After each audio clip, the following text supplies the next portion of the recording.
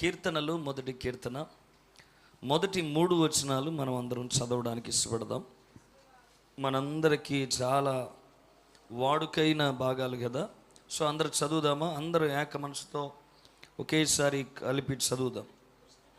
దుష్టుల ఆలోచన చొప్పున నడువక, పాపుల మార్గమున నిలువక, అపహాసకులు కూర్చుండు చోటను కూర్చుండక, యెహోవా ధర్మశాస్త్రమునందు ఆనందించుచు దివారాత్రము దానిని ధ్యానించువాడు ధన్యుడు. అతడు నీటి కాలువల యొరన నాటబడిన వాడై ఆకు వాడక తన కాలం మందు ఫలమిచ్చు చెట్టు వలె ఉండును. దేవుడి వాక్యం మన వెనుకలో దీవించునుగాక. ప్రార్థన చేద్దాం. ప్రేమగల తండ్రి, అద్భుతమైన మా ప్రియ రక్షకుడు, నీ కొందనాలు. ఈ రాత్రికాల సమయమందు మేమందరం నీ కృపాసనాన్ని సమీపిస్తున్నాం. మేము చదివిన వచనాల్లో ఉన్న ఆశ్చర్యకరమైన సంగతులు చూచినట్లు మా కనులన్నీ తెరవబడునుగాక. మా ప్రాణాలని, మా శరీరాల్ని, మా ఆత్మలన్నిటినీ నీ వాక్యం చేత పరిశుద్ధపరచండి. వాక్యపు వెలుగులో మీరేమై ఉన్నారో, మేమేమై ఉన్నామో తెలుసుకునే కృప మా అందరికీ కలుగునుగాక. అయా కృపా సత్య సంపూర్ణుడిగా వాక్య రూపిగా ఈ రాత్రి స్థలమంతా సంచరించండి. మాలో ప్రభా నీ క్రియను జరిగించమని అడుగుతున్నాను. నన్ను మరుగుపరచండి.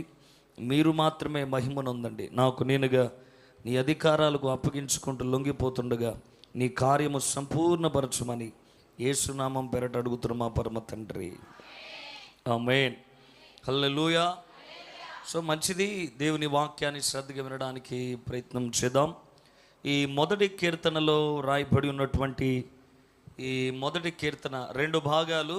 మొదటి 3 వచనాలు ఒక వ్యక్తిని సూచిస్తే, మరొక 3 వచనాలు అంటే 4, 5, 6 వచనాలు మరొక వ్యక్తి గురించి మనకు అక్కడ తెలియజేస్తూ ఉన్నది. అయితే ఈ మొదటి కీర్తన చాలా వైవిధ్యపూరితంగా ప్రారంభించబడిన కీర్తన. సహజ సిద్ధంగా ఏ కీర్తన అయినా సరే ప్రాచుర్యం చెందిన ఒక మంచి పాట ఉంటుంది. దేవుని యొక్క మంచితనాలు కానీ, దేవుని యొక్క గొప్పతనం, ఆయన సార్వభౌమత్వం, ఆయన యొక్క సర్వశక్తి, మూర్తిమత్వం, ఇవన్నీ ఆయన గుణగణాలన్నీ ప్రచురపరిచేటువంటి ఒక మంచి కీర్తన ఉంటుంది. మనకు ఆంధ్ర క్రైస్తవ కీర్తనలో మొదటి పాట ఎవరికైనా తెలుసా?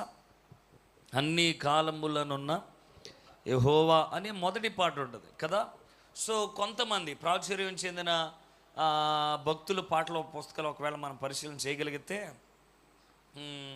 యేసన్న గారిది కృపామయుడా నీలోన కదా, ఇది ఆయన యొక్క గొప్పతనాన్ని కదా కీర్తించేది. సో ఆ తర్వాత బైబిల్ మిషన్ పాటలో ఒకవేళ చెక్ చేస్తే సుధాకర అనేటువంటి ఒక మంచి పాట, అంటే అది కూడా ఆయన యొక్క గుణశీలతను ప్రచురపరిచేది. కానీ ఈ 150 కీర్తనల సమ్మేళనముతో కూడుకున్న ఈ గ్రంథం మొదటి కీర్తన ఎవరితో ప్రారంభించబడింది? దుష్టులను, పాపులను, అపహాసకులతో ఈ కీర్తన ప్రారంభించబడింది. ఏదేమైనా పరిశుద్ధాత్ముడికే మనం లోబడుదుముగాక. ఎందుకు రాయించాడో ఎవరికి తెలీదు. కానీ ఆయన గుణశీలత దానికన్నా ముందు ఎందుకో ఇందులో మానవ జీవితాలకు సరిపడినటువంటి సమాచారం ఇందులో చాలా పుష్కలంగా దేవుడు పొందుపరిచాడు. అందుకనే ఈ మొదటి కీర్తన ఒక్కొక్కసారి మనము పరిశీలన చేయడానికి ఇష్టపడదాం. ఏమని చెప్పింది? దుష్టుల యొక్క ఆలోచన చొప్పున నడవద్దు అని, పాపుల మార్గాన నిలవద్దు అని, అపహాసకులు కూర్చుండే స్థలాల్లో మీరు కూర్చుండక అనే పదాలు కనబడతాయి. బట్ ఈ కీర్తనలో ఉన్నటువంటి మొదటి 3 వచనాల్లో దేవుని వాక్యముతో తన జీవితాన్ని ముడివేసుకున్న ఒక ధన్యకరమైన జీవి లేదా ఒక నీతిమంతుడు ఈ ముగ్గురికి చాలా దూరంగా వెళ్ళిపోతాడు. గల కారణం ఏంటంటే, వీరి ఆలోచన వల్ల వచ్చేటువంటి ఫలితాలు, వీరి మార్గాల్లో నడవడం వల్ల వచ్చేటువంటి అభ్యంతరాలు, వీళ్లతో కూర్చొని పరిహాసం ఆడడం వల్ల ఒరిగేటువంటి పరిస్థితులు ఇతనికి ఏమాత్రం మేలునో కలిగించవు. అందుకనే నీతిమంతుడు లేదా దేవుని చేత ఆశీర్వదించబడడానికి తన జీవితాన్ని వాక్యముతో మాత్రమే ముడివేసుకొని జీవితపు యొక్క విశ్వాసపు రంగములో వాక్యాన్ని కేంద్ర బిందువుగా చేసుకొని దాన్ని మాత్రమే ప్రామాణికంగా ఎంచుకోవడానికి ఇతని యొక్క అవసరత. ఎందుకు అంటే, దేవుని వాక్యము తప్ప మరి ఏది అతనికి సంతోషాన్ని ఇవ్వలేదు గనుక. ప్రియులారా కొంచెం గ్రహించండి. ఈరోజు చాలామంది వాక్యానికన్నా కదా వాక్యానికి ఇచ్చేటువంటి ప్రాధాన్యత చాలా తక్కువైపోతుంది. కానీ మనము గ్రహించాల్సిన విషయం ఏంటంటే, వాక్యము మనిషి యొక్క అంతరంగములో ఉన్నటువంటి లోపాలను సవరించడానికి, సరిదిద్దడానికి ఇది ఎంతో ఉపయోగకరమైనది కదా. 119వ కీర్తనలో దావీదు ఇలా రాశాడు, నీ ఎదుట నేను పాపము చేయకుండా ఉండునట్లు. బాగా వినాలి, ఎవరి ఎదుట? దేవుని ఎదుట. ప్రభువా, నీ ఎదుట నేను పాపము చేయకుండా ఉండాలని, నీకు నేను అవిధేయుడిగా బ్రతకకూడదని, నీ చిత్తానికి నేను వ్యతిరేకంగా బ్రతకకుండా ఉండడానికి నీ వాక్యమును నా హృదయములో నేను ఉంచి ఉన్నాను. స్తోత్రం కలుగునుగాక. అంటే పాపం మీద పెత్తనం లేదా పైత్యం అనేది సాధించడానికి వాక్యము యొక్క ప్రాధాన్యత ఎంత గొప్పదో ఆలోచించండి. యవనస్తులు దేని చేత తమ నడతలను సరి చేసుకుంటారు? వారి క్యారెక్టర్స్ అని ట్యూన్ చేయబడేది దేనిని బట్టి అంటే దేవుని వాక్యాన్ని బట్టి. అలాంటి మంచి వాక్యాన్ని మనము ప్రక్కన పెట్టడం వల్ల మనకు వచ్చేది దీవెనంటావా, శాపం అంటావా? చెప్పండి. దేవుని వాక్యానికి ఎక్కువగా ప్రాధాన్యత ఇవ్వాలి. సో ఈ రాత్రి కూడా చెవిగలవాడు ఆత్మ చెప్పు సంగతులను శ్రద్ధగా వినుగాక. హల్లెలూయా. సో వాక్యాన్ని మాత్రమే ప్రామాణికంగా ఎంచుకోండి మీ జీవితాలకి. ఎందుకంటే వాక్యము దేవుని యొక్క సారూప్యతను ధరించుకునేలాగా చేయగలుగుతుంది. వాక్యము దేవుని తిన్నని త్రోవల్లో నడవడానికి ఇది ఎంతో ప్రోత్సాహకరంగా మార్చబడగలుగుతుంది. వాక్యము నీ బాధలలో, నీ సమస్యల్లో, నీ దుఃఖాల్లో, నీ కన్నీటికరమైన పరిస్థితుల్లో, ఆవేదన అంతరంగము నిండా నింపబడి ఉన్న ప్రతి సందర్భంలో నీకు మంచి ఊరటను, గుండె నిండా ధైర్యమును, నెమ్మదిగా బ్రతికించేది దేవుని వాక్యమే కదా. అందుకే 119వ కీర్తన 50వ వచనంలో దావీదు అన్నాడు, నీ వాక్యము నన్ను. అయ్యో, అతడు రాజయ్యుండి రాజరికపు వ్యవస్థను కలిగి ఉండి రాజ పరివారముతో, రాజ సింహాసనాలుండి, రాజ కిరీటాలు, రాజ దర్బార్లు, రాజ సైన్యాలు, రాజ కుటుంబాలు అన్నీ ఉన్నా సరే అతడు తన చుట్టూ ఉన్నది ఏది తనకు నెమ్మది ఇవ్వట్లేదంట, దేవుని వాక్యము మాత్రమే. కనుక నీ జీవితంలో దేవుని వాక్యం ఇచ్చేటువంటి నెమ్మది మరి ఏది నీ జీవితానికి నెమ్మది కలిగించలేదు. అందుకనే ప్రేమతో చెప్తున్నాను, మనము ఈ దుష్టులకి, ఈ పాపులకి, పరిహాసమాడే ప్రజానికానికి దూరంగా వెళ్ళిపోయి వాక్యానికి దగ్గరగా మనము జీవించుదుముగాక. హల్లెలూయా.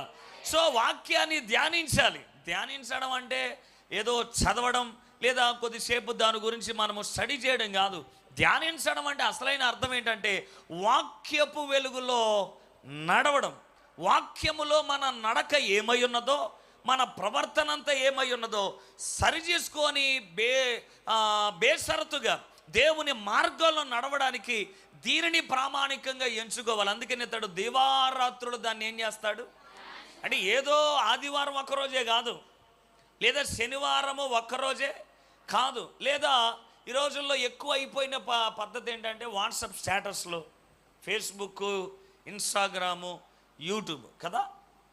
వాక్యం ఎంతో విస్తారంగా వినబడుతుంది. ఎక్కడ చూసినా సరే, ఏ సోషల్ మీడియా ప్లాట్ఫామ్ చూసినా సరే టెస్ట్ ట్యూబ్ బేబీలాగా యూట్యూబ్ బేబీలు ఎక్కువైపోయారు కదా. సో వాళ్ళకి ప్రసవ వేదన అంటే ఏంటో తెలియదు, భారం బాధ్యతలు అంటూ ఏమి తెలియదు. ఈ కరోనా వచ్చిన తర్వాత అందరు లైవ్లోకి వచ్చేద్దామే. సో నేను వాళ్ళకి ఎగ్నెస్ట్గా ఏం మాట్లాడతలేదు, కానీ కొంచెం లెర్నింగ్ అనేది చాలా ప్రాముఖ్యం. దేవుని వాక్యాన్ని చెప్పడానికైనాను, వాడబడడానికైనాను దేవుని అధికారాలు మనము కలిగి ఉండి, దేవుని పిలుపుని కలిగి ఉండి, దేవుని ఏర్పాటును కలిగి ఉండి, ఒక ప్రత్యేకమైన సరళతతో దేవుని పరిచయం వాడబడడం ఆశీర్వాదకరం. టాలెంట్ ఉంటే సరిపోదు, దేవుని పిలుపు కూడా ఉండాలి. స్తోత్రం కలుగునుగాక. టాలెంట్ వల్ల చింతకాయలు ఎవడికే, దేవుని పిలుపు లేకుండా ఎంత వాడబడినా సరే అది ప్రయోజనాన్ని ఎప్పటికీ కలిగించదు. అందుకనే మన జీవితాల్లో నేర్చుకోవాల్సినటువంటి విషయం, వరంతో పాటు ఫలం కూడా ఉండాలి. అది సమాంతరమైనటువంటి సమతుల్యతతో ఉంటేనే దేవుని కార్యాలు జరుగుటకు అవకాశం ఉంటుంది. వరమే ఉండి ఫలము లేదనుకో, అది ఏమాత్రం ఉపయోగం ఉండదు. ఇప్పుడు నేను ఇంత వాక్యం చెప్పి నా జీవితాన్ని నేను లోకంలో జీవించాను, ఎందుకు ఇది కదా, వ్యర్థమే కదా. సో నా జీవితాన్ని మీ ముందు ఎలాగున్నదో నా వ్యక్తిగతంగా కూడా అలాగే ఉంచుకోవాలి. దేవుని మందిరానికి వచ్చినప్పుడు మనం ఎలాగున్నామో మన ఇళ్ళ దగ్గర కూడా అదే భక్తి, అదే విశ్వాస జీవితాన్ని కొనసాగించుదుముగాక. హల్లెలూయా. వాక్యాన్ని పెట్టుకో స్టేటస్లో, నేను కాదన్నా. నేను చెప్పేది ఏంటంటే వాక్యము వాట్సాప్, యూట్యూబ్, ఫేస్బుక్, ఇన్స్టాగ్రామ్లో కన్నా ముందు ఎక్కడ ఉండాలి? హృదయములో ఉండాలి. అది నీలో దైవ భయాన్ని పుట్టించగలుగుతుంది. దేవుని మీద ఆధారపడడానికి అది ఎంతో బలమైన కార్యాన్ని జరిగించగలుగుతుంది. నీ విశ్వాసపు పరుగు పందెములో ఓపికతో పరిగెత్తడానికి అది ఎంతో శక్తితో నిన్ను నింపగలుగుతుంది. వాక్యాన్ని ఎక్కడో ఉంచడం కాదు, ముందు ఇక్కడ ఉంచాల. వాక్యాన్ని గౌరవించాలా, వాక్యానికి లోబడాలి. వాక్యము చెప్పిన దేవుని చిత్తాన్ని ఖచ్చితంగా మనము నెరవేర్చాలి. అందుకని అతడు ఏం చేస్తాడంటే పగలనక రాత్రనక తాను దేవుని వాక్యముతో ఏకమై, దేవుని వాక్యముతో మిళితమై, వాక్యములో కలిసిపోయి పరిశుద్ధాత్మని యొక్క నడిపింపుతో వాక్యపు వెలుతుల్లో నడవడానికి ఇష్టపడుతూ ఉంటాడు. అందుకని కీర్తనాకారుడు అన్నాడు, నీ వాక్యము నా పాదములకు దీపమై నా త్రోవలన్నిటికీ ఇది వెలుగుగా ఉన్నది ప్రభువా. అందుకనే అడుగు తొనసకాగా నీ త్రోవలో నడవడానికి ఇది నాకెంతో ఉపయోగపడుతుందని. సో నీ జీవితంలో కూడా ప్రేమతో చెప్పేది ఏంటంటే, యవనస్తులైన వృద్ధులైన ఏ వయసోడికైనా సరే పాపం ఏమి చుట్టం కాదు, ఎవరినైనా పడగొట్టింది. వాడు ఎంత పరిశుద్ధుడైనా జాగ్రత్తగా లేకపోతే, వాక్యపు పొలిమేరల్లో వాక్యపు సరిహద్దులో జీవించకపోతే ఎవడైనా పడాల్సిందే. అందుకనే ఏ వయసోడైనా సరే దేవునికి చాలా దగ్గరగా జీవించాలి. వాక్యాన్ని హృదయానికి ముడివేసుకొని బ్రతకమని ప్రేమతో కోరుతూ ఉన్నాను. హల్లెలూయా. అందుకని అతడు వాక్యానికే కట్టుబడి ఈ ముగ్గురికి దూరంగా ఉంటాడు. ఎవరికి చెప్పండి? దుష్టులకి, పాపులకి, అపహాసకులకి దూరంగా ఉంటాడు. ఒకసారి ఈ ముగ్గురిని వదిలేద్దాం. వీళ్ళ ముగ్గురు వెనకాలన్న 3 పదాలు చూద్దాం. ఏమన్నాడు? నడువక, ఆ తర్వాత నిలువక, ఆ తర్వాత కూర్చుండక అన్నాడు. బాగా వింటున్నారు. చాలా ఇదే ఆసక్తి 12 దాకుండా అయిపోద్ది. సో వినండి, అప్పుడు దాకా ఉండదులే కానీ చెప్పండి. ఏమన్నాడు? నడువక, తర్వాత నిలువక, కూర్చుండక. సో నేను ఇలా చెప్తాను. నడవద్దు అన్నాడు, తర్వాత నిలవద్దు అన్నాడు, తర్వాత కూర్చోవద్దు. మరి ఏం చేయాలా? అది వదిలే, ఈ 3 ఇట్లను పట్టుకొని ఏలాడదాం. విందామా? నడవద్దు అని చెప్పాడు, ఆ తర్వాత నిలబడొద్దు అని చెప్పాడు, ఆ తర్వాత మరి ఏం చేయాలి క్రైస్తవుడు? విశ్వాసమునకు కర్తయు దానిని కొనసాగించువాడైన యేసు వైపు చూచుచు మన ముందుంచబడిన పరుగు పందెములో ఓపికతో పరిగెత్తాల. హల్లెలూయా. పరుగెత్తాల్సిందే క్రైస్తవ జీవితం. చోద్యం చూస్తా నిలబడ్డానికి కాదు మన దేవుడు పిలిచింది. హల్లెలూయా. అందుకనే ప్రతి క్రైస్తవుడు ఏం కలిగి ఉండాలా? పరుగును కలిగి ఉండాలి. చెప్పండి ఆ మాట. ఏం కలిగి ఉండాలా? పరుగును కలిగి లేనివాడు క్రైస్తవుడు కాదు. విశ్వాస సంబంధమైన పరుగు నువ్వు కలిగి ఉన్నావా? నీ విశ్వాస యాత్రలో నడుస్తున్నావా, నిలబడుతున్నావా, కూర్చున్నావా, లేదా వీటన్నిటికి దూరంగా వెళ్ళిపోతూ నీ గురి యొద్దకు నువ్వు పరిగెత్తగలుగుతున్నావా? ఆలోచించి ఒకసారి. పరుగులో లేనివాడు గురి యొద్దకు ఎప్పటికీ చేరలేడు.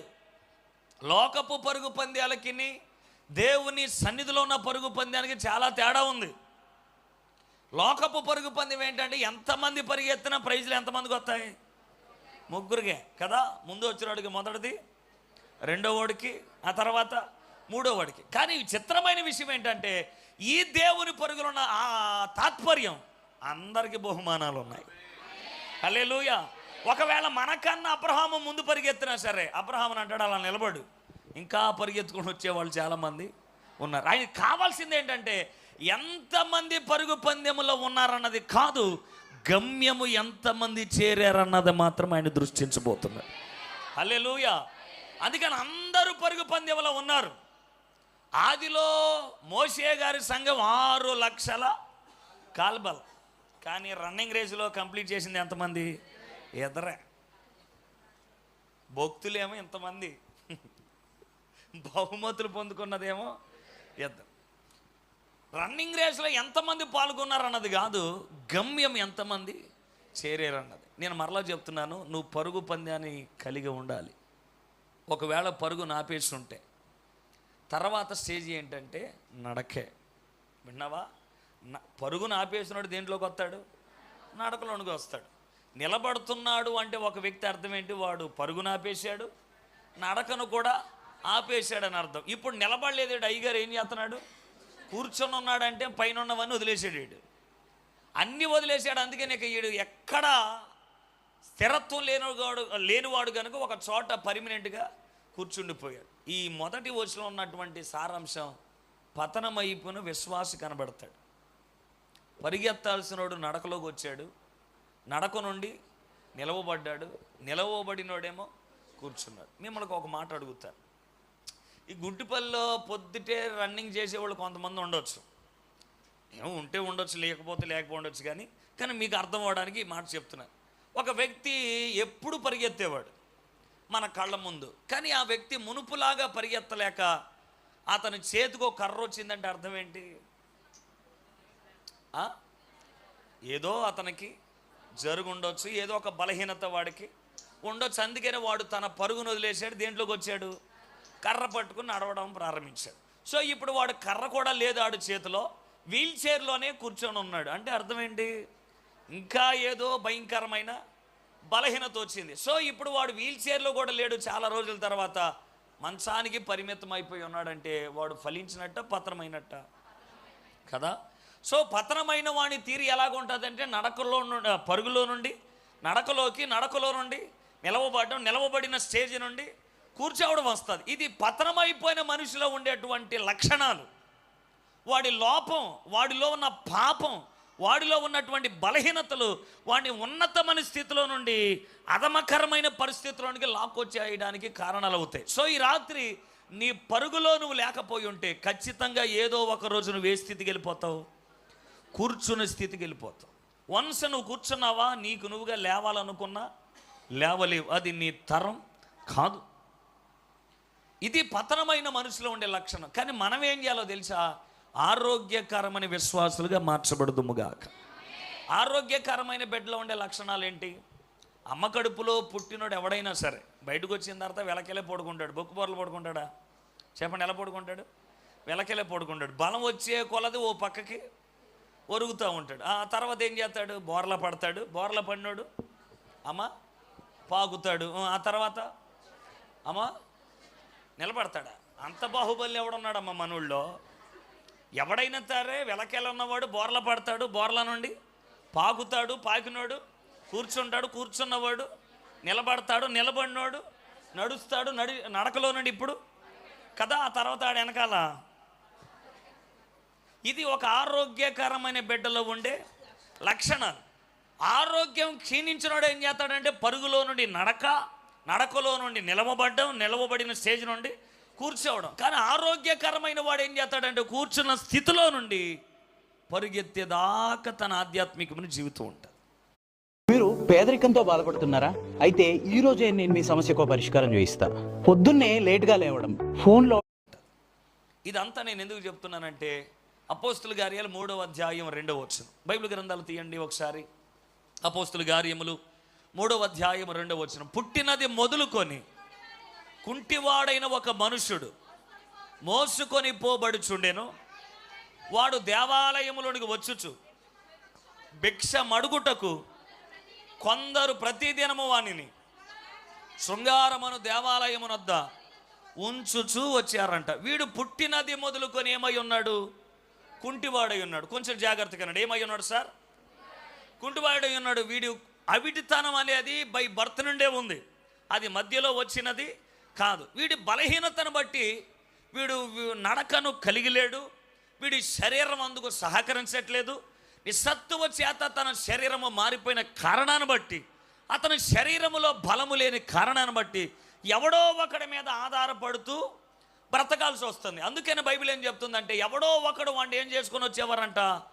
మోసుకుంటూ వచ్చేవాళ్ళు. వెనకాల ఉన్నవాళ్ళు ఏం చేసేవాళ్ళు సార్? అన్ని ఎవడో ఒకడు మోసుకొని వచ్చేవాళ్ళు. ఎందుకు మోయాల్సిన అవసరం వచ్చిందంటే వాళ్ళు ఏముంది?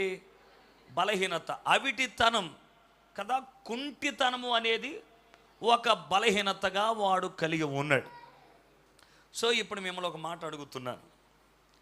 కుంటోడు అని ఎందుకు చెప్పాం? నడవలేకపోతున్నాడు గనక వాడు కుంటోడు. మాట్లాడలేకపోతున్నాడు గనక వాడు మోగోడు. మంచి సర్టిఫికెట్ ఇచ్చారు వాడికి. వినబడట్లేదు గనక వాడిని ఏమన్నాం? చెవిటోడు. కనిపించట్లేదు గనక వాడిని గుడ్డోడు కదా. ఓకే, నడవలేకపోతున్నాడు గనక కుంటోడు. మళ్ళీ అడుగుతున్నాను, మాట్లాడలేడు ఏమన్నాం? మోగోడు. వినబడట్లేదు గనక వాడిని చెవిటోడు. కనిపించట్లేదు గనక గుడ్డోడు కదా. ఇలాగ ఏదో ఒక లోపాన్ని బట్టి వాడికి ఒక అవిటితనాన్ని మనం ఏం చేసాం? అంటగట్టాం, సర్టిఫికేట్ కూడా ఇచ్చాం. ఇప్పుడు నిన్న ఒక మాట అడుగుతాను, నీకు కాళ్ళుండి కూడా మందిరానికి రాకపోతే నిన్నేమనాలంటావు? నేను అంటలా, నీకు నువ్వే అనుకుంటున్నావు కదా. కాళ్ళుండి కూడా రానివ్వండి ఏమనాలి ఇప్పుడు? కుంటోడే అనాలా? నోరుండు కూడా మాట్లాడలేకపోతున్నావు, అప్పుడు నిన్నేమనాలా? మోగోడే కదా, నోరుంది, అన్నీ తింటున్నావు పర్రా. కానీ పాట పాడవు, దేవుణ్ణి స్తుతించవు, అప్పుడు నీవు ఏ లోపం? అవునా? కళ్ళున్నాయి కానీ వాక్యాన్ని చదవలేకపోతున్నాం. ఇదంతా నేను ఎందుకు చెప్తున్నాను తెలుసా? మీ బలహీనతలు ఎత్తి చూపించాలన్న ఆశ నాకు లేదు, కానీ వీడి లోపం పైకి కనిపిస్తుంది, కానీ మనలో ఉన్న లోపాలు, ఇదంతా ఆధ్యాత్మికమైన రోగం, అదృశ్యమైన వ్యాధులు. ఇవన్నీ స్వస్థపరచబడునుగాక. హల్లెలూయా. నీ అంతరంగ పురుషుడు ఇలాంటి బలహీనతలతో ఎప్పుడు ఉండకూడదు. నీ బాహ్య పురుషుడు ఏ లోపంతో నేను కృషించవచ్చేమో, కానీ నీ అంతరంగ పురుషుడు మాత్రం దేవుని వాక్యము చేత దినము నూతన పరచబడునుగాక. వాక్యముతో అతడు రెన్యూ అవుతూనే ఉండాలి, మళ్ళీ రీబిల్డ్ అవుతూనే ఉండాలి. అతడు రీక్రియేషన్గా తన లైఫ్ను మరలా మార్చుకుంటూ రావాలి. అదే బైబిల్ చెప్పింది, తిరిగి జన్మించే అనుభవాలు. వాక్యము చేత ఎప్పటికప్పుడు మన నడతలు, మన నడకలు, మన ప్రవర్తన అంతా సరి చేసుకుంటూ రావాలి. అప్పుడు మాత్రమే మన బలహీనతలన్నీ బాగు చేయబడుతూ ఉంటాయి. వీడిలో కనిపించుచున్న ఒక లోపం ఎవడో ఒకడి చేత మోయబడుతూ రావడం. ఓ మాట చెప్పనా, దేవుని రాకడ చాలా దగ్గరగా ఉంది భూమి మీద. ఈ మధ్య చక్కర్లు ఎక్కువగా కొడుతున్న ఇంటర్నెట్లో ఏంటంటే, ఈ రేపే కదా సెప్టెంబర్ కదా, సెప్టెంబర్ 24, 25లో రాకడ ర్యాప్చర్ వచ్చేద్దని ప్రవచించేశారు. ఒక ఆయన డేట్లు కూడా క్యాన్సిల్ చేసేసాడు. సార్ ఆ తర్వాత ఏముండదు కదండి, మధ్యాహ్నమే. అలా ఏమన్నా నాకు అర్థం అవ్వలేదన్నా. ఎప్పుడు ఫిబ్రవరిలో తీసుకుని ఆయన మధ్యాహ్నం ఫోన్ చేసి, అయ్యా ర్యాప్చర్ అంట కదా, ఆ తర్వాత కోటాలు ఉండవు కదా సార్, క్యాన్సిల్ అంటున్నాడు. ఇప్పుడు 25కి ఫోన్ చేయాలి నేను, వెళ్ళామా? దేవునికి స్తోత్రం. అంత డేట్లు టైంలు ఎవడికి తెలియదు. అర్థమైందా? ఆయనే అన్నాడు, కాలాలు సమయాలు ఆయన స్వాధీనమే, మనకేం తెలుసు. ఎప్పుడు వస్తాడు ఎవడికి తెలియదు. కానీ ఎప్పుడు మనం ఏం చేయాలి? సిద్ధపడి ఉండాలి. స్తోత్రం కలుగునుగా. సిద్ధపడి ఉండాలని మీరే చెప్పారు కనుక ఒక మాట, భక్తి ఎలా చేస్తున్నావు? వీడికంటే ఒక లోపం ఉంది, అందుకని ఎవడో ఒకడి చేత మోయబడుతున్నాడు.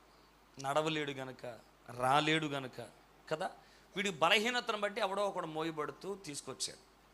నువ్వు కూడా ఇంత వయసు వచ్చిన తర్వాత కూడా ఇంత దేవుని వాక్యాలు ఎరిగి ఉండి కూడా ఇతరుల చేత ఎంతకాలం మోయబడుతూ దేవుని మందిరానికి వస్తావు? నువ్వు అనుకోవచ్చు, నేను ఎక్కడ మోయబడ్డానండి, నన్ను ఎవడ మోయట్లేదు, నేనే వస్తున్నాను కదని. నేను అనేది ఏంటిదో తెలుసా? సేవకుడు చెబితేనో లేదా నీ తోటి విశ్వాసి చెబితేనో కాదు రావాల్సింది దేవుని మందిరానికి. నీకు నువ్వుగా దేవుని వెతకడం ప్రారంభించాలి. హల్లెలూయా.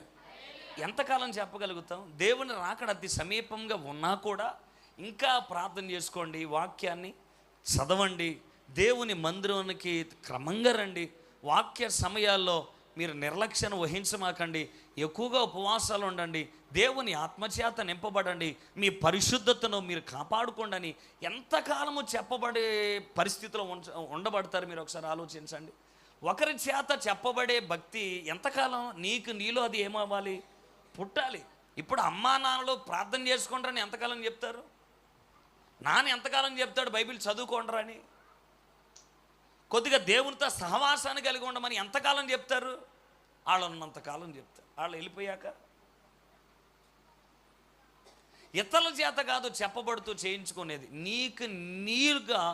నీలో ఆ మంట పుట్టగలిగితే అది శాశ్వత కాలపు భక్తిగా మారిపోతుంది. అంటే ఇతరుల చేత మోయబడాల్సిన అవసరం తప్పుడు నీకు ఉండదు.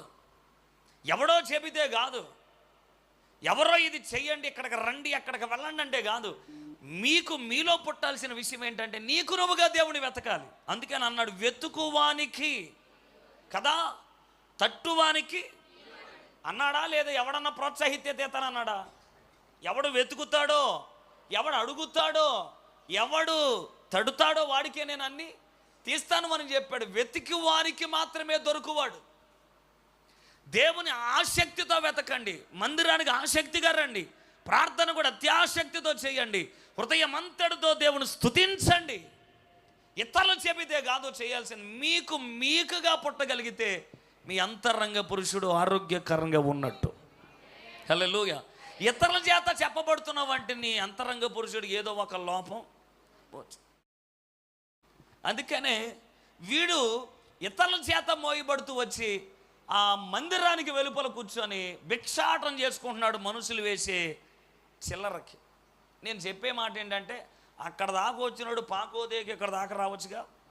ఇక్కడ ఏముంది? ఆయన సన్నిధిలో సంపూర్ణమైన సంతోషం ఉంది. ఆయన కుడి చేతులు ఏమున్నాయి?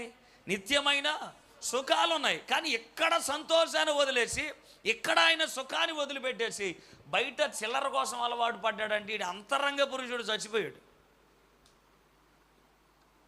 నీ అంతరంగ పురుషుడు సజీవంగా ఉంటే నువ్వు ఆరాధించే దేవుని యొక్క ఆధిపత్యాలు ఏంటో నీకు అర్థమైతే మనుషుల ముందు కాదు చెయ్యి చాచేది, ఆయన దగ్గరే నీ జీవితాన్ని కట్టుకొని ఆధారంగా బ్రతకగలుగుతావు. హల్లెలూయా. ఏదైనా దేవుని మీద ఆధారపడి బ్రతికేవాడు నిజమైన విశ్వాసే కదా. అందుకని బైబిల్ ఏం చెప్తుంది? నీతిమంతుడు విశ్వాస మూలముగానే బ్రతుకుతాడు, కానీ మనుషుల మీద ఆధారపడి బ్రతకడు కదా. నీ దేవుడు నీకేమై ఉన్నాడో అర్థమైతే, నువ్వు ఆరాధించేవాడు ఎంత సర్వశక్తిమంతుడో నువ్వు రుచించగలిగితే ఇలాగ చెయ్యి ఉండదు.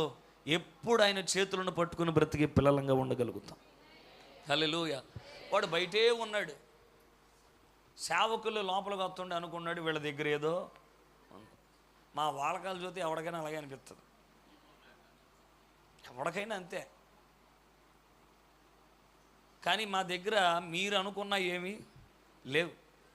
ఎందుకంటే మా తెప్పలు మాకుంటాయి, మా బాధలు మాకుంటాయి. ఎంతో వెల చెల్లించాల్సిన పరిస్థితులు ఉండే సేవ. నా సాక్ష్యం చెప్తాను, అసలు సేవ వద్దని బైబిల్ విసిరేసాను నేను. సేవ మామూలుగా ఉండదు. ఏదో మీ ముందు ఇలా టీవీగా కనబడాలి కనుక ఈ ఆర్భాటం తప్ప మాకు బొక్కల బనీల నిండా ఉన్నాయి, మా బాధలు అన్నీ ఉన్నాయి. కానీ విషయం ఏంటంటే మీరు చెప్పుకుంటారు, మేము చెప్పుకోలేం.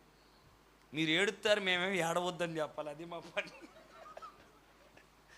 మాకు అంతకు మించిన ఏడిపే ఉంది.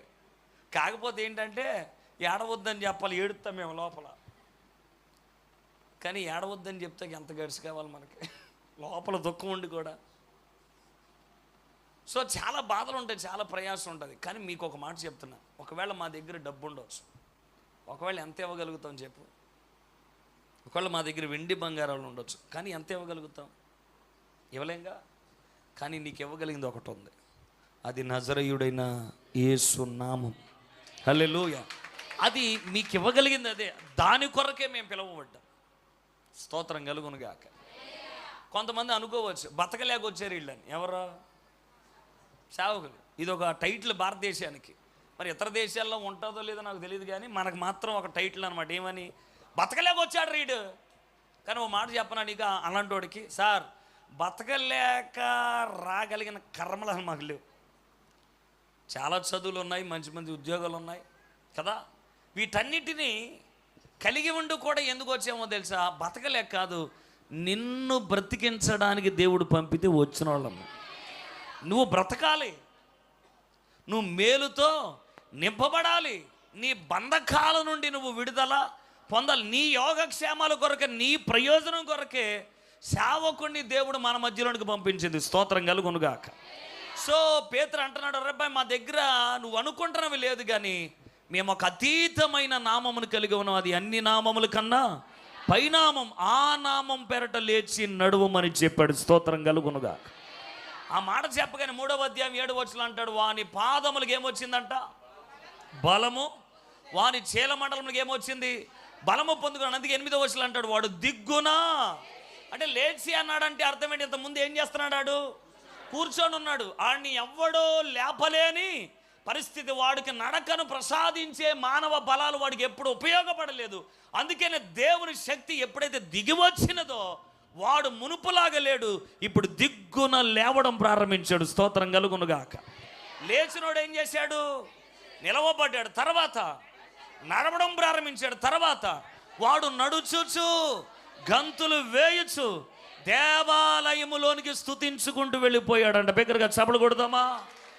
హల్లెలూయా.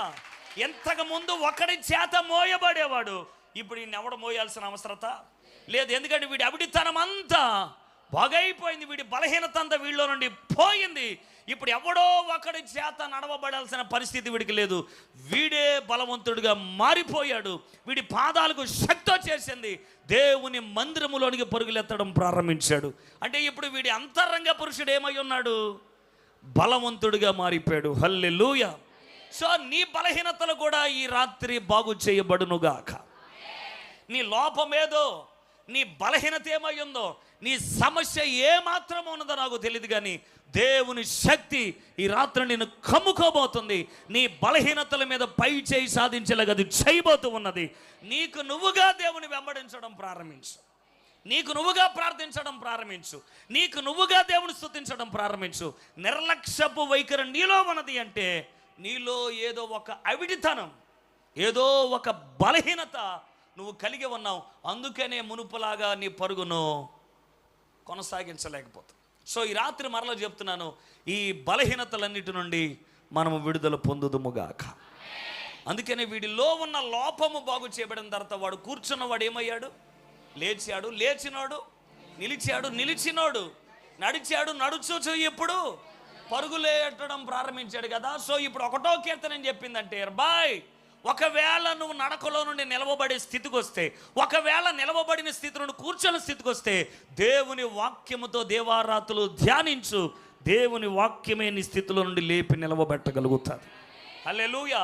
అందుకనే తాను ఎప్పుడు పతన స్థితిలో ఉండకుండా, తాను ఎప్పుడు ఒక ఆరోగ్యకరమైన విశ్వాసిగా ఉండడానికి దివారాత్రులు దేవుని వాక్యముతో తన సహవాసాన్ని కలిగి ఉండగలుగుతాడు.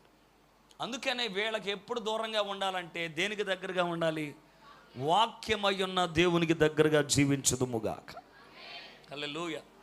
మీకు అర్థం అవడానికి ఒక మాట చెప్తున్నా. దేవుని వాక్యముతో మన జీవితాలు ముడివేసుకోవాలి. మన హృదయానికి, మన ఆలోచనలకి వాక్యము కేంద్ర బిందువై ఉండగలిగితే ప్రతి పొరపాటును, ప్రతి బలహీనతను, ప్రతి అవిధేయతను, ప్రతి పాపాన్ని జయించడానికి ఎంతో బలవంతులుగా మార్చబడగలుగుతాం. వాక్యాన్ని ప్రక్కన పెట్టావా, ప్రతి దానికి లోబడి లొంగిపోవలసిన పరిస్థితులు ఏర్పడతాయి. మీకు అర్థం అవడానికి ఒక చిన్న మాట, హాస్యాస్పదంగా ఉండొచ్చేమో కానీ బట్ ఇందులో ఒక మంచి ఆలోచన ఉంటుంది, వినండి. కప్పకిని ఎలక్కి లవ్ కుదిరిందంట. ఎవరెవరికి ఇలాంటివి చెప్తే పళ్ళని బయటెడతారు, నాకు తెలుసు కదా. దేనికి కప్పకేనే వీళ్ళకి లవ్ కుదిరింది. సో వీళ్ళిద్దరు కమిట్మెంట్కి వచ్చారు. దానికి దీనికి ముడేసుకున్నాయంట.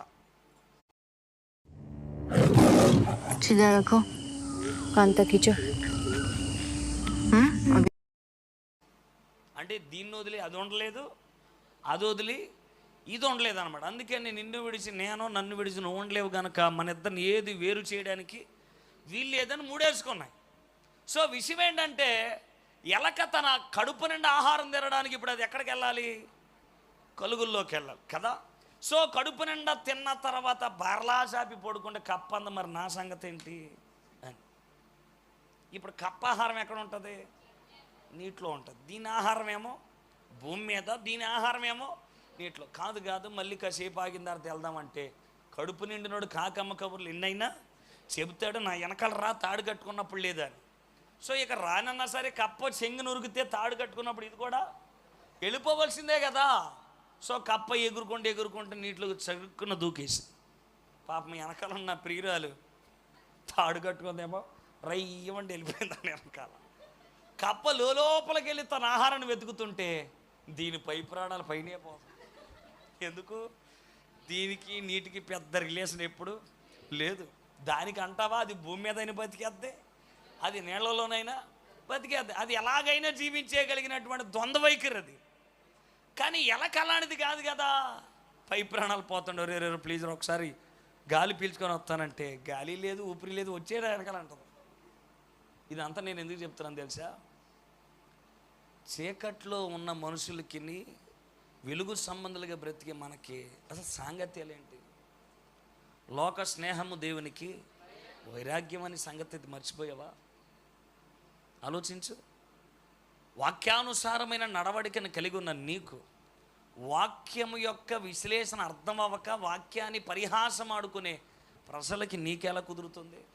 అందుకనే బైబిల్లో ప్రభు అన్నాడు ద్వితీయోపదేశకాండం 22వ అధ్యాయంలో, ఎద్దును గాడిదను జతకట్టి భూమిని దున్నమాకండి అన్నాడు. ఆ మాట చదువునండి. 22వ అధ్యాయం 10వ వచనం. 10వ వచనమేనమ్మది?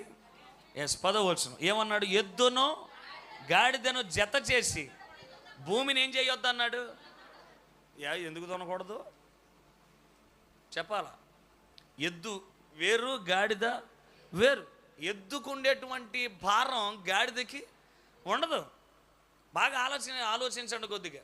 ఎద్దు వేరు, దాని యొక్క జీవన విధానం వేరు, గాడిద యొక్క జీవన విధానం అంతయు వేరు. ఎద్దుకు ఎద్దే కదా సమజోడి, గాడిదకు ఎద్దుకు అసలు సమజోడి ఎలా కుదిరిద్ది ఆలోచించు ఒకసారి. ప్రార్థనాపరుడికి పాపం చేసేవాడికి సాంగత్యం ఎలా కుదరదది? విశ్వాసి అవిశ్వాసితో పాలు పంపులు లేవని వాక్యం చెప్తున్నప్పుడు మనం వాళ్ళతో ఎందుకు జత కట్టాలి?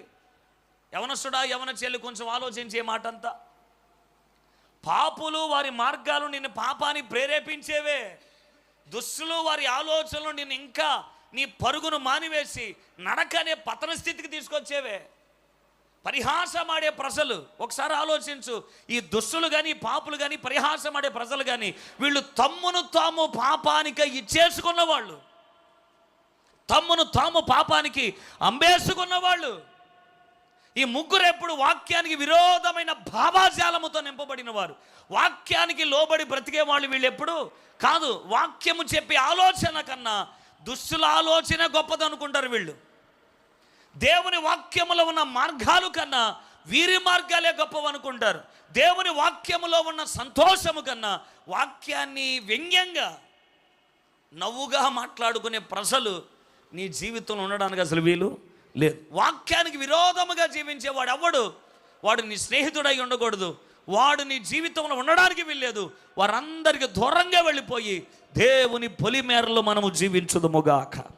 వాక్యపు సరిహద్దులలో మన జీవితాలు నిర్మించుకుందాముగాక. వాళ్ళు నీ జీవితానికి నీ భవిష్యత్తుకు వాళ్ళు ఏమాత్రం ఉపయోగపడరన్న సంగతి గుర్తుపెట్టుకు. వీళ్ళు ఒకవేళ నీ జీవితాన్ని ప్రేరేపించే వాళ్ళు ఉన్నా సరే, ఆకర్షించే వాళ్ళు ఉన్నా సరే, వాక్యం అనే కత్తి చేత వారిని మనము బలవంతులుగా ఎదిరించాలి. ఇలా ఎదిరించాలంటే వాక్యము మనలో లోతుగా నాటబడి ఉండాలి. అందుకనే ఇతడు వీళ్ళ ముగ్గురు యొక్క మార్గాల్లో నడవక నిలవక కూర్చుండక దేవుని వాక్యముతో తన జీవితాన్ని ముడివేసుకుని ఉండగలుగుతాడు. ప్రేమతో మరలా చెప్తున్నాను, ఒకవేళ వాక్యపు సరిహద్దుల్లో గుండా నువ్వు దూరంగా వెళ్ళిపోగలిగితే అపవాది నిన్ను చాలా వంచగలుగుతాడు. మీకు మాట చెప్తున్నాను, వినాలి. వాక్యము యొక్క సరిహద్దులో జీవించడానికి, వాక్య భయము చేత నువ్వు జీవించడానికి ఇష్టపడకపోతే లోకంలో కనిపించే ప్రతి వనరు అది ఆశీర్వాదకరంగానే కనిపిస్తుంది. మీకు అర్థమవడానికి ఒక మాట చెప్పనా? చేపలు పట్టేవాడు గాలాన్ని గాలంగా ఎప్పుడు వేయడు. వేసాడు ఎప్పుడన్నా? వేస్తే అలాగే ఏ చేప పడదు. అందుకని వాడు ఏం చేస్తాడు? గాలముళ్ళు కనిపించకుండా ఎర్రన వాడతాడు కదా. ఏం వాడతాడు? సో బద్ధకంతో కూడుకున్న చేప ఏం చేద్దే? చెరువంతా తిరగకుండానే ఆమెననే లోపే ముందుకు వచ్చేసింది. ఏంటిది? నా ఆహారం నాకు వచ్చేసింది అనుకొని పరలోకమందున మా తండ్రి అని మింగారు. కానీ దాని లోపల ఏముందో దానికి ఏమాత్రం తెలియదు. అపవాది కూడా అంతే. వాడు పెద్ద వగలమారిగాడు. ఏమీ లేకపోయినా తన దగ్గర ఏదో ఉన్నట్టు నిన్ను ఆకర్షిస్తూ ఉంటాడు. చాలా జాగ్రత్త. వాడు చాలా కుయుక్తిపరుడు. వాడు ఆది కాలము నుండి నరహంతకుడని వాక్యం చెప్తుంది. చాలా జాగ్రత్త వాడి విషయంలో. వాడు ఎటులైనా సరే నేను మృంగాలని విశ్వ ప్రయత్నాలు చేస్తూనే ఉంటాడు. అదే వాక్యము చేత నువ్వు కట్టబడి జీవించగలిగితే వాడు నీ పొలిమేరలోనికి ఎప్పుడు రాడు. ఒకవేళ వచ్చిన వాక్యం అని కత్తి చేత ఖడ్గం చేత వాడిని నువ్వేం చేయొచ్చు? ఎదిరించవచ్చు. స్తోత్రం కలుగునుగాక. అందుకే నేను ప్రేమతో చెప్తున్నాను, మనం వీళ్ళతో నడవడం, వీళ్ళతో నిలవడం, వీళ్ళతో కూర్చోవడం కాదు, దేవుని విశ్వాస సంబంధమైన పరుగును మనమందరం కలిగి ఉందముగాక. హల్లెలూయా. సో అసలు ఈ మొదటి కీర్తనలో ఉన్నటువంటి ఇద్దరు వ్యక్తులు ఎవరు, వారి నిర్ణయాలేంటి, వారు చేరుకున్న గమ్యాలేంటో చెప్పి నా మాటలు ముగిస్తాను. చాలా జాగ్రత్తగానండి. అది ప్రపంచమంతా చెట్టు తొర్రల్లోనూ కొండ గుహల్లోనూ మానవుడు తన జీవితాన్ని, తన మనుగడను కొనసాగించుకొనుచున్న దినాలవి. ఇంత మానవుడు నాగరికత అంటే ఏంటో తెలియని ఒక దినాలవి. ఆ రోజుల్లోనే మెసొపొతేమియా సామ్రాజ్యాలు, బాబేలులో పురుడు పోసుకొని పుట్టినటువంటి మెసొపొతేమియా, కల్దీల సామ్రాజ్యాలు ఎంత అడ్వాన్స్డ్ టెక్నాలజీకి అలవాటు పడిపోయాయి అంటే, ఆ రోజుల్లో మనుషుడు చెట్టు తొర్రలో కొండ గుహల్లో బతుకుతూ ఉంటుండే వీడు మట్టిని బంకమట్టిగా చేసుకొని దానిలో వేరు వేరు గట్టి పదార్థాలని కలిపి వాటితో ఇటుకలు చేసి ఇటుకలనన్నిటిని అగ్నిలో పడవేసి కాల్చుకొని కాల్చిన ఇటుకల చేత గోపురాలు కట్టుకున్న మేధావులు వీళ్ళు. पहली सैलरी आई है, माँ की सारी डन, भाई के शूज. ఎవరో మెసొపొతేమియన్ సిటిజన్స్ అన్నమాట. బాబేలులో పుట్టినటువంటి నాగరికత ఇది. ప్రపంచములో నాగరికత పుట్టింది ఎక్కడే, ఇంకా ఏ దేశంలో ఏ సామ్రాజ్యంలో నాగరికత అబ్బలేదు. ఇక్కడే వాణిజ్యాలు కానీ, వ్యాపారాలు కానీ, బ్యాంకింగ్లు కానీ, విద్యా వ్యవస్థలు కానీ, మరుగుదొడ్లు కానీ, డ్రైనేజ్ వ్యవస్థలు కానీ, తోటల యొక్క సారాంశాలు కానీ, లేదా లోహమునంతా కరగ తీసుకొని వస్తువులుగా ఆభరణాలుగా చేసుకోవడాలు కానీ, ఇవంతా అద్భుతమైనటువంటి టెక్నాలజీకి పెద్దపీట వేసిన రాజ్యాలు ఏవిరంటే ఇవే కల్దీల సామ్రాజ్యాలు, బాబేలు, మెసొపొతేమియా.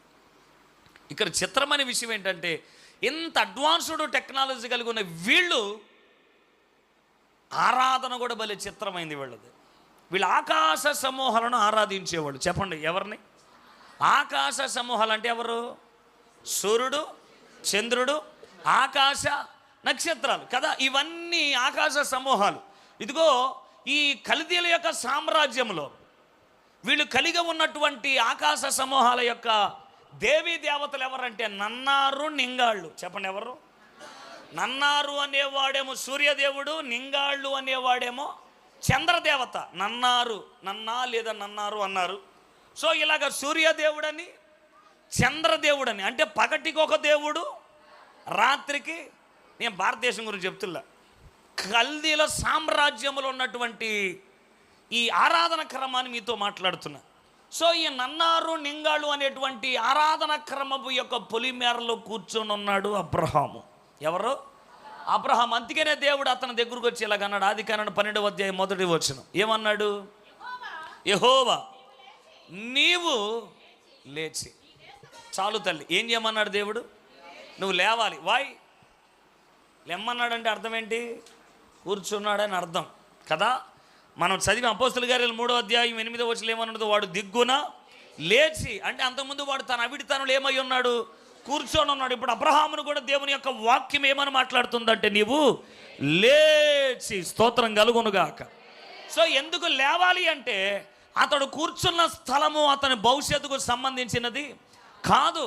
అతడు కూర్చున్న ప్రదేశాలు కానీ, అతడు బ్రతుకుతున్నటువంటి దేశాలు కానీ అవి అంతరించిపోయేవి, నాశనం అయిపోయాయి. కానీ దేవుడు అబ్రహామును పలకరిస్తున్నప్పుడు ఎలాగన్నాడు? అబ్రహామా నువ్వు లేచి నిలవబడగలిగితే నీతో నేను మాట్లాడాలనుకుంటున్నాను. స్తోత్రం. సో అబ్రహాము లేచి నిలబడ్డాడు. అన్నాడు, అబ్రహామా నీ పైన కనబడుతున్నది ఎవడని అడిగాడు. నానన్నారు అన్నాడు. అంటే అర్థం ఏంటి? నా సూర్యుడు అని. పైనున్న సూర్యుడికి వెలుతురులో కింద నీ కాళ్ళ కింద మెరుస్తున్న ఇసుక రేణువులు లెక్కించగలవు అని అడిగాడు. బాబోయ్ నా వల్ల కాదు అన్నాడు. మళ్ళీ రాత్రి వచ్చాడు, మరలా చూపించాడు ఆకాశం వైపు. ఎవరు కనబడుతున్నారు ఇప్పుడు? చంద్రుడు కనబడుతున్నాడు. వింటున్నారు? ఎవరు? చంద్రుడు. అంటే ఇప్పుడు ఎవరు? నింగాళ్ళు. చెప్పండి ఎవరు అంటే? సూర్యుడేమో నన్నారు, చంద్రదేవత ఏమో నింగాళ్ళు. ఆ చంద్రుడి పక్కనున్న నక్షత్రాలు లెక్కించగలవా అని అడిగాడు. నా వల్ల నువ్వు ఈ పొలిమేర నుండి లేచి విశ్వాస సంబంధమైన పరుగు నువ్వు ప్రారంభించగలిగితే లెక్కకు మించిన సంఖ్యగా నీ కుటుంబాన్ని నేను ఆశీర్వదించబోతూ ఉన్నాను. హల్లెలూయా. నువ్వు లేవాలి. ఈ పొలిమేరలో కూర్చోవడానికి అసలు వీలు లేదు. ఎందుకో తెలుసా?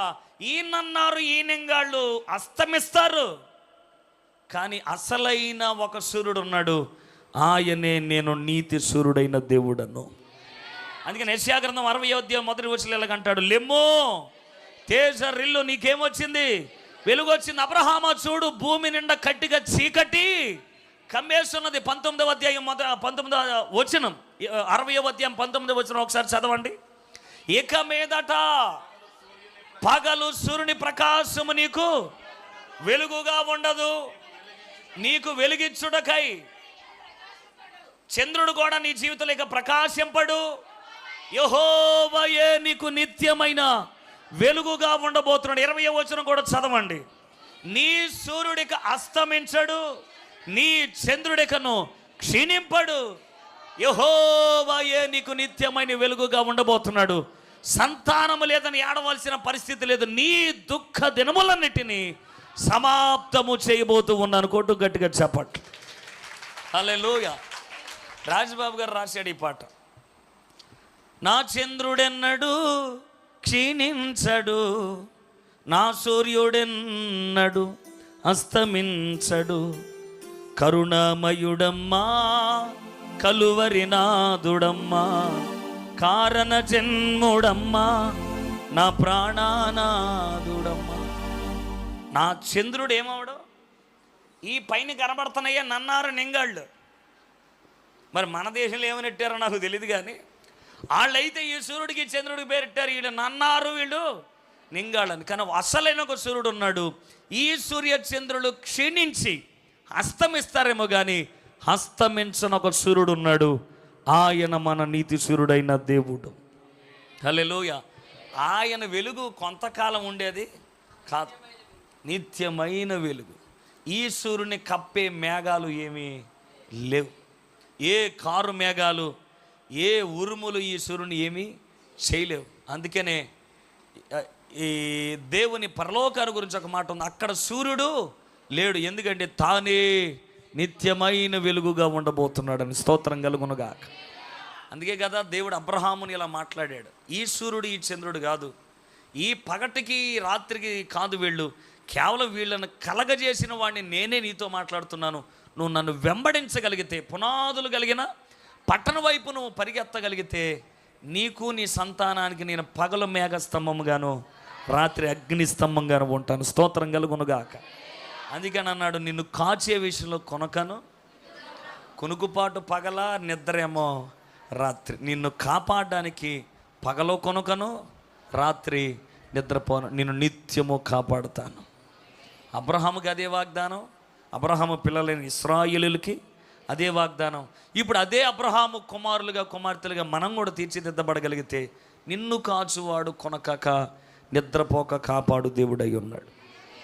ఈ సూర్యుడు, చెప్పండి, ఏ సూర్యుడు? నీతి సూర్యుడు. ఒక అన్యుడే ఉదయమే సంధ్యావందనం ఎవరికి చేస్తాడు? సూర్యావందనం కానీ సంధ్యావందనం కానీ ఎవరికి? మరి నీ సంధ్యావందనం ఎవరికి? చేతనవా? ఉడుక్కు మన దుప్పటి తీసి మడతెట్టేసి కిచెన్లోకి వెళ్ళిపోతున్నావా? ఈ ఒక అన్యుడికే ఎంత సూర్య నమస్కారం అంటే, ప్రతిరోజు మనము నీతి సూర్యుడికి నమస్కారం చేయాలి. హల్లెలూయా. అందుకనే బైబిల్ చెప్పింది, ద్వితీయోపదేశకాండం 6వ అధ్యాయం 4వ వచనం అంటాడు, ఇశ్రాయేలు వినుము, మన దేవుడిని యెహోవా అద్వితీయుడు, ఆయనను పూర్ణ మనసుతో, పూర్ణ శక్తితో, పూర్ణ బలముతో నీ దేవుడిని యెహోవాను నువ్వేం చేయాలి? ప్రేమించి సేవించాలన్నాడు. స్తోత్రం కలుగునుగాక. ఎస్, ఆయన పరిపూర్ణంగా సేవించాలి, పరిపూర్ణంగా ప్రేమించాలి. కొద్దిసేపు అలాగా, కొద్దిసేపు ఇలా కాదు, పూర్ణ శక్తితోను, పూర్ణ బలముతోను పూర్ణ ఆత్మతోనూ దేవుని స్తుతించాలి. అరాకొరగా కాదు. నీ ఉదయమే నీ సూర్యుని కలుసుకోవాలి. ఆయన నీతి సూర్యుడైన దేవుడు. ఆ సూర్యుడితో నీ జీవితం. మంచిగా ఎడిట్ చేయడం తెలియలేదంటే మీ యూట్యూబ్ వీడియో ఎప్పటికీ వైరల్ కాదు. బ్లాగ్ షూట్ చేయడం పెద్ద విషయం ఏం కాదు. కట్టబడి ముడివేయబడి ఉండగలిగితే నిన్ను ఓడించేది, నిన్ను పతనం చేసేది ఏది లేదు. ఎప్పుడు నువ్వు నీరు పెట్టబడిన తోట వలె పచ్చగా ఉండేలాగా దేవుడు చేయగలుగుతాడు. హల్లెలూయా. అందుకని దేవుని పిలుపు అబ్రహాము దగ్గరికి దిగి వచ్చింది. మేము కూడా మార్యమ్మ అనే దేవతను ఆరాధించేవాళ్ళు. మా తాతలు, నాన్న నరసింహులు, 4 అన్నదమ్ములు, లాస్ట్ పర్సన్. నాన్నకి వివాహమైన తర్వాత శ్రీరామనవమి రోజు నేను పుట్టాను. అందుకే నా నాన్న అంతర్వేదికి తీసుకెళ్ళి పురోహితుల చేత రాము అని పేరు పెట్టించాడు నా పేరు. సో అన్నప్రాసన నామకరణ అయిపోయాక తిరిగి ఇంటికి వచ్చుచున్న రిటర్న్ జర్నీలో ఒక చిన్న బలహీనత, ఫీవర్గా ప్రారంభించబడింది. నా శరీరంలో పెనుమార్పులు వచ్చిన కుడికాలు పోలియో వ్యాధిగా మారిపోయింది. నడకలేదు నాకు. హాస్పిటల్ అడ్మిట్ చేయబడి 6 నెలల పాటు నాకు ట్రీట్మెంట్ కూడా జరిగింది.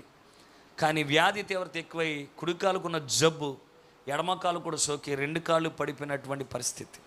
డాక్టర్ గారు చెప్పిన మీ అబ్బాయికి ఇక నడక రాదు, పాకడం దేకడం తప్ప వేరే చాయిస్లో తీసుకెళ్ళిపోవు. ఆశ చావని నాన్న.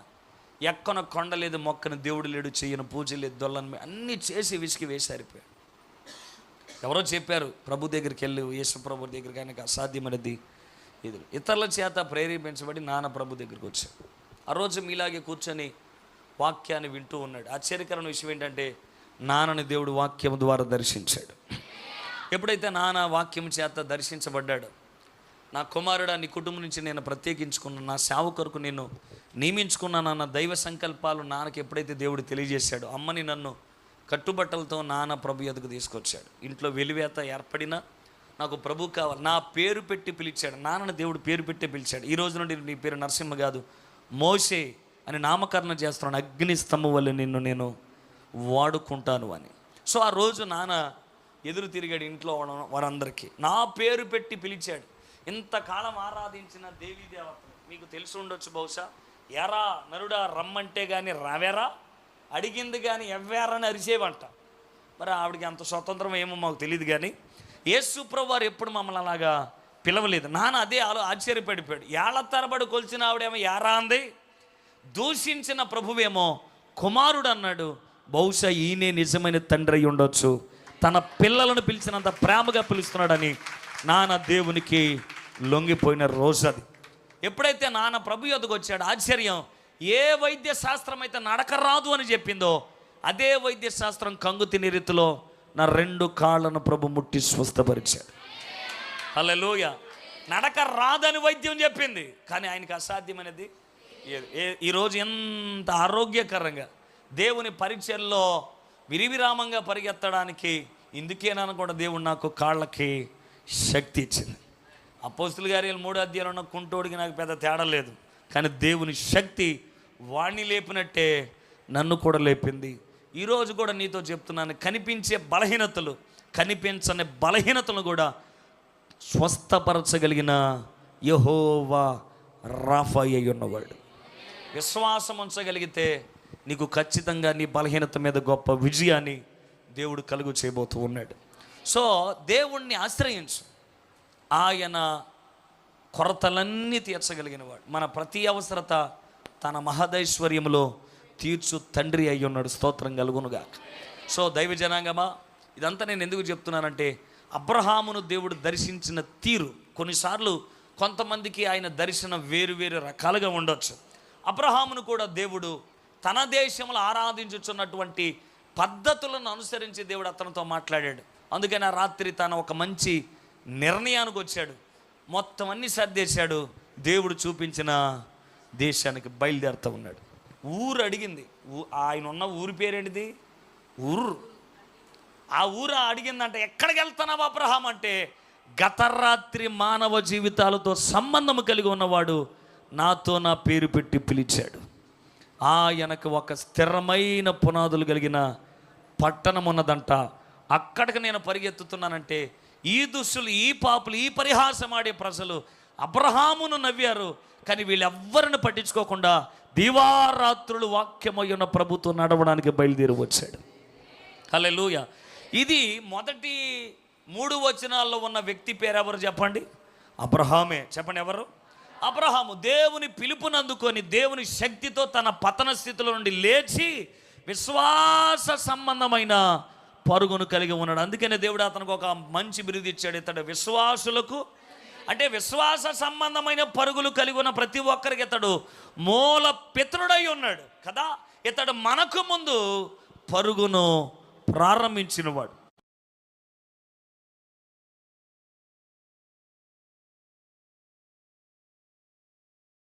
పతనమైన పొలిమేరలో కూర్చొని ఉన్న ఇతనిని దేవుని పిలుపు దర్శించి పరుగును ప్రారంభింపచేసిన వాడు దేవుడే.